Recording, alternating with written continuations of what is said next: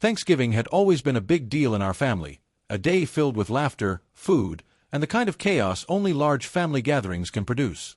This year, I was especially nervous because my cousin, Rachel, had just gotten engaged, and her fiancé, Jason, was coming for the first time to meet the family.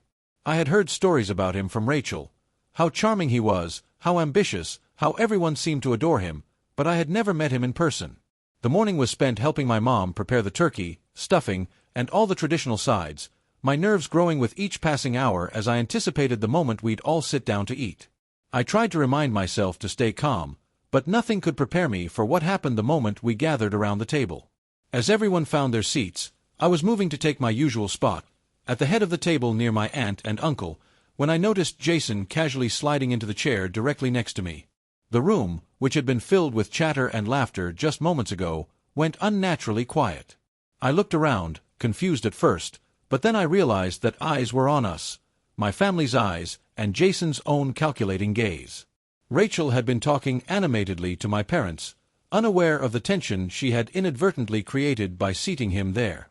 I tried to make small talk, asking about his drive and his trip, but the air felt electric, heavy with anticipation and unspoken curiosity. Every subtle movement he made, every glance in my direction, was being noted, dissected, and absorbed by the silent audience around us. The surprise wasn't just that Jason had sat next to me, it was that he had deliberately positioned himself there, the way someone who knows the rules of social hierarchy might. I realized quickly that he had heard about our family dynamics, about my achievements, my job, my role in family decisions, and now he was testing me, silently challenging my place in this environment. I kept my composure, smiling politely and engaging in conversation without letting my discomfort show. Inside, however, my mind was racing, analyzing every possible angle. Why here? Why now? What was he hoping to prove? The room remained silent, except for the clinking of silverware and the occasional murmur from my younger cousins. Even my parents, normally talkative and full of energy during family meals, seemed caught off guard, exchanging glances but saying nothing. Jason leaned slightly toward me, as if to whisper a comment, but he held his words back, the unspoken tension between us growing with every passing second. I realized this was no accident.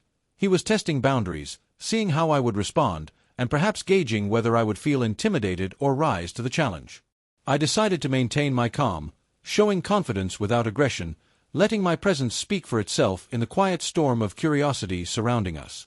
As the meal progressed, my initial nervousness slowly transformed into a quiet awareness of power. I didn't need to dominate the conversation or prove anything with words. My composure, patience, and steady demeanor were enough to shift the dynamic. Jason made a few attempts at small talk, trying to assert charm or subtle dominance, but I responded evenly, politely, and without flinching. The silence that had initially felt like pressure now felt like observation, a stage upon which both of us were performing without realizing it.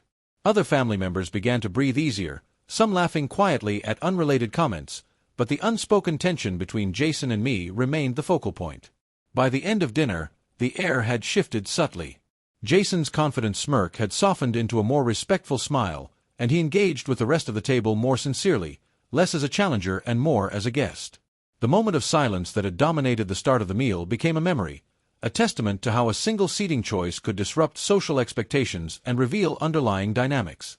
Rachel, oblivious to the tension that had played out beside her, complimented the food and asked me to pass the cranberry sauce, laughing as if nothing unusual had occurred. I passed it calmly, feeling a quiet sense of satisfaction. I hadn't had to assert myself aggressively or make a scene. The room had recognized my presence, and Jason had, finally, acknowledged it too. Later, as we helped clear the table, Jason leaned in and offered a handshake, not just as a polite gesture, but as a subtle acknowledgement of the silent battle we had shared over dinner. He respected the fact that I had remained composed, unshaken, and confident despite the initial tension he had tried to create. I realized that this Thanksgiving had been more than a meal. It had been a test of patience, social awareness, and quiet confidence, and I had navigated it successfully without raising my voice or compromising my integrity. The room may have gone silent when he sat next to me, but by the end, it was filled with warmth, laughter, and the quiet understanding that sometimes presence and composure speak louder than words.